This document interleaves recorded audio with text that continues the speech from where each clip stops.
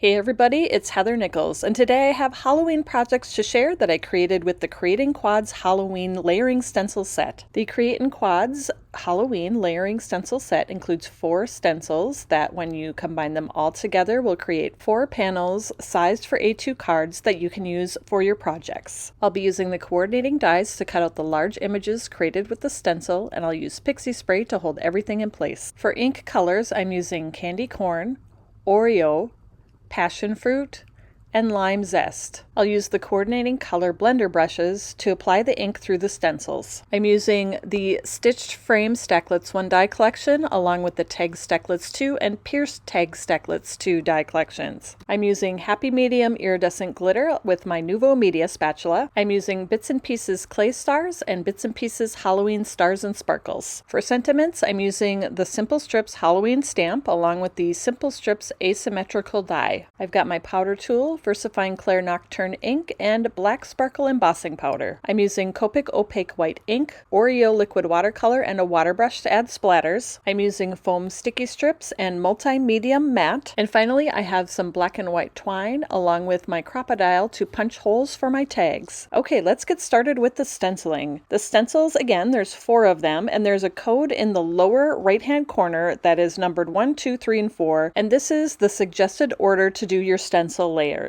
I flipped over a grid paper sheet and I'm going to do my stenciling on the back side so that I can turn it to fit the bigger sides of the stencil. I'm going to hold everything in place with pixie spray, and I'm also using the Creating Quads paper packs. The paper in these packs is 8 by 10.5 inches, so once I'm done stenciling, all I need to do is cut down the middle both ways to have my 4 panels ready to go. I'm aligning my paper with the guide on the stencil, and then I'm just using a little adhesive on my grid paper to hold the cardstock in place when I'm changing the stencils. I'll also use a pencil to mark the alignment squares around the outside of the stencil just to make it easier to align the next layers. I'm using candy corn ink for my first layer, and I've got my orange blender brush. I'll add ink to my brush and apply it through my stencil using both a clockwise and counterclockwise motion to make sure that the ink is applied evenly through the openings on the stencil. When I'm done blending with the candy corn ink, I will remove the stencil and move on to the next color. I'll align the second stencil using the etched guide on the stencil, the alignment squares that I transferred with the pencil, and also just using my eyes to make sure everything looks lined up straight. The second layer, I'm using Oreo ink with my black blender brush. I love how the images and patterns start coming together with each layer of the stenciling. This next stencil layer is with passion fruit ink using my purple blending brush,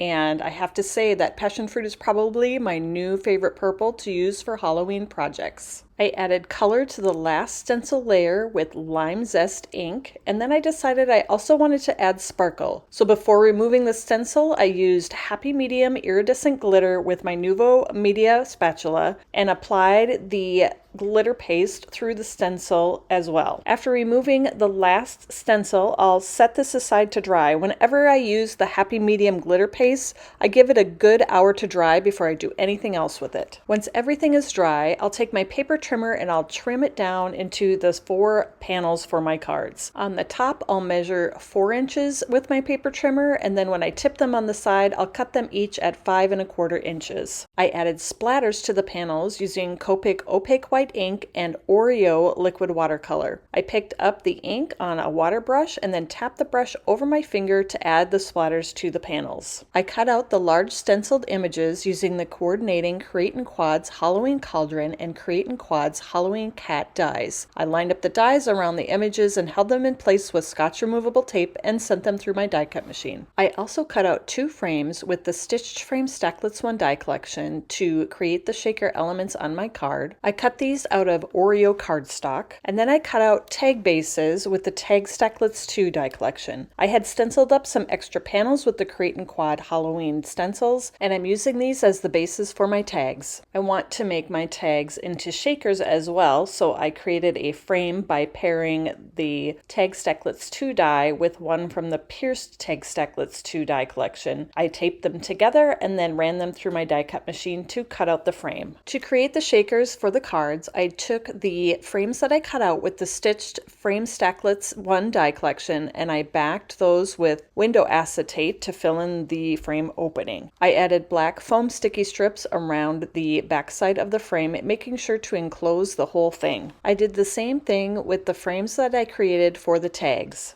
Next, I added a mix of the Bits and Pieces clay stars and the Bits and Pieces Halloween stars and sparkles to the background panels for my cards. I peeled off the paper backing from the foam sticky strips on the frames and adhered those right over the top of the shaker fillings. And then I repeated those exact same steps to create the shaker tags. Next, I added the large die-cut images to the fronts of the cards and of the tags. The cat is in one piece, but the cauldron cuts out a few bubbles that are separate that you'll have to adhere on their own. You can use the die as a guide for placement of the bubbles. The sentiments on my project are from the Simple Strips Halloween stamp, and I'm going to be embossing these with our new black sparkle embossing powder. I'll set this up in my MISTI and close the lid to pick up the stamp. I'll use my powder tool to condition my cardstock, and then I'll be stamping the sentiments with the VersaFine Clair Nocturne ink.